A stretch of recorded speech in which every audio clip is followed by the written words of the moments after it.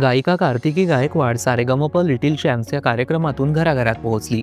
या कार्यक्रमाचं विजेतेपदही तिने पटकावलं। याच सोबत तिचं वैयक्तिक आयुष्यही तितकंच चर्चेत राहिलं। गाण्याचा वारसा लाभलेलं गायकवाड घराणं सोशल मीडियावरही तितकंच सक्रिय असतं। तर आता कार्तिकीचा भाऊ कौस्तुभ गायकवाडचा साखरपुडा पार पडलाय। कार्तिकीचा नवरा रोनितने याबद्दलची पोस्ट सोशल मीडियावर शेअर करत कौस्तुभचं अभिनंदन केलंय। काव्या म्हणजेच दीपाली शेडगे सोबत कौस्तुभचा साखरपुडा झालाय।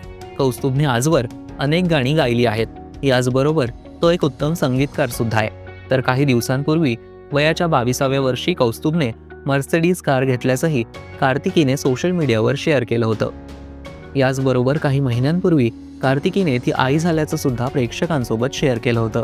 लेखाच्या जन्मानंतर अजूनही तिने त्याचा चेहरा रिव्हील केला नाहीये। कार्तिकीच्या डोहाळ जेवणातील गोड क्षणांनी साऱ्यांचंच लक्ष वेधलं। अगदी थाटामाटात हा सोहळा पार पडला।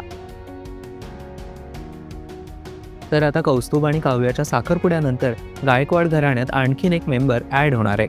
या दोघांचं लग्न कधी पार पडणार हे अद्याप जाहीर झालेलं नाहीये। कौस्तुभ आणि काव्याचं स्पॉटलाईट मराठीकडून मनपूर्वक अभिनंदन।